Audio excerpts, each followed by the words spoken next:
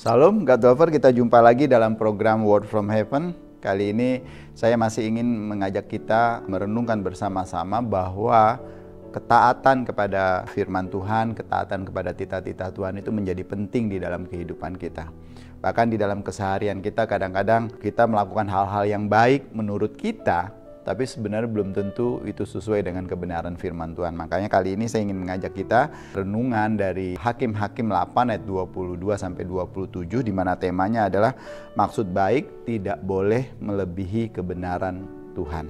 Dikatakan, kemudian berkatalah orang Israel kepada Gideon, biarlah engkau memerintah kami, baik engkau, baik anakmu maupun cucumu. Sebab engkaulah yang telah menyelamatkan kami dari tangan orang Midian.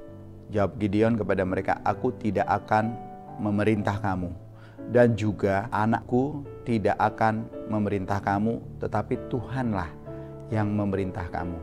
Selanjutnya kata Gideon kepada mereka, satu hal saja yang kuminta kepadamu, baiklah kamu masing-masing memberikan anting-anting dari jarahannya, karena musuh itu beranting-anting emas, sebab mereka orang Ismail. Jawab mereka, kami mau memberikannya dengan suka hati. Dan setelah dihamparkan sehelai kain, maka masing-masing melemparkan anting-anting dari jarahan ke atas kain itu. Adapun berat anting-anting emas yang dimintanya itu ada 1.700 sikal emas. Belum terhitung bulan-bulanan dan perhiasan telinga dan pakaian kain ungu muda yang dipakai oleh raja-raja Midian. Belum terhitung kalung rantai yang ada di leher unta mereka. Kemudian Gideon membuat efod dari semuanya itu dan menempatkannya di kotanya, di Ofra. Di sanalah orang Israel berlaku serong. Dengan menyembah efod itu, inilah yang menjadi jerat bagi Gideon dan seisi rumahnya.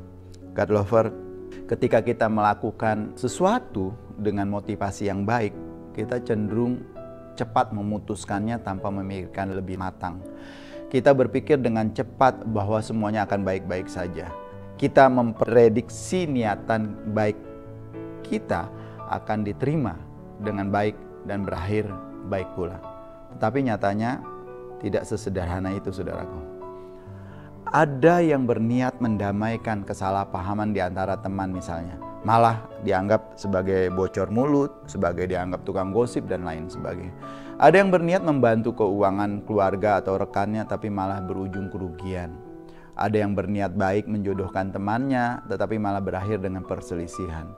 Ada yang memiliki inisiatif tinggi di tempat kerja misalnya, tetapi malah membawa petaka bagi timnya.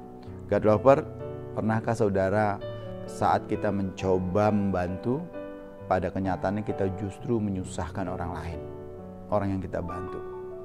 Mungkin kita menawarkan bantuan untuk membawakan bolu ke meja ketika kita ada perjamuan, tapi tanpa sengaja kita malah menjatuhkannya. Atau barangkali saudara menawarkan diri untuk mengurus anjing tetangga yang mau pulang kampung kemarin karena lebaran mudik, misalnya di rumahnya kosong, tetapi malah kita membuat anjingnya lari, jadi hilang. Inilah fakta kehidupan. Niat baik kita terkadang tidak selalu diterima baik dan berakhir baik. Alkitab secara rinci menyatakan kemudian Gideon membuat efod dari semuanya itu dan menempatkannya di kotanya, di Ofra. Di sanalah orang Israel berlaku serong dengan menyembah efod ini. Inilah jerat bagi Gideon, Bapak Ibu Saudara yang dikasihi Tuhan. Maksudnya Gideon melakukan ini adalah untuk mengingatkan bangsa Israel.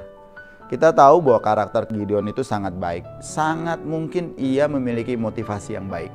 Untuk membuat efod itu semata-mata sebagai suatu peringatan yang bisa dilihat untuk memperingati kemenangan mereka mengalahkan raja-raja Midian. Namun sayangnya saat itu bangsa Israel malah berlaku serong dengan menyembah efod tersebut. Inilah yang menjadi jerat sekali lagi bagi Gideon dan seisi rumahnya. Kita bisa lihat di sekitar kita adanya keputusan yang berasal dari motif yang baik mengakibatkan hasil yang negatif. Mengetahui fakta ini ada baiknya bagi kita untuk berpikir sebelum mengambil suatu keputusan penting. Sekalipun itu berasal dari niatan yang baik. Bapak Ibu berdoalah, minta pimpinan Tuhan. Pikirkan kemungkinan-kemungkinan negatif yang mungkin timbul darinya. Pikirkan apa saja risikonya, apakah kita lebih banyak baiknya daripada buruknya.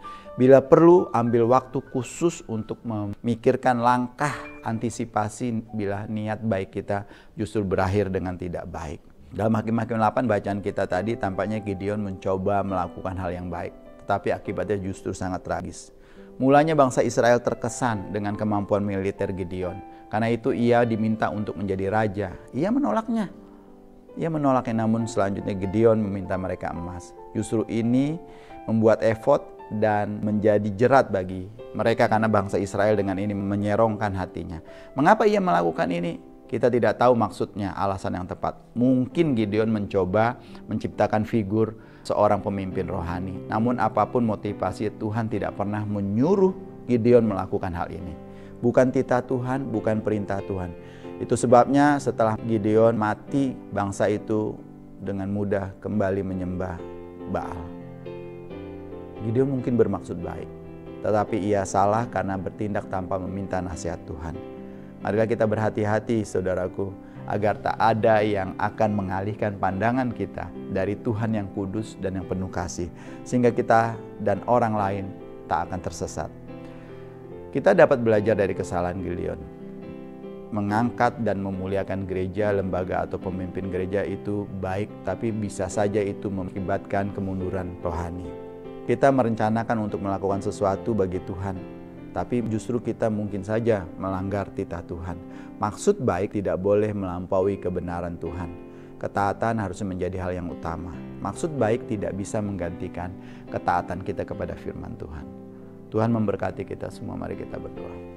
Terima kasih ya Tuhan atas firman-Mu, terima kasih atas pengingat bagi kami. Sekalipun kami ingin berbuat baik, tetaplah kami harus melihat, memperhatikan, mempertimbangkannya dari kebenaran firman Tuhan.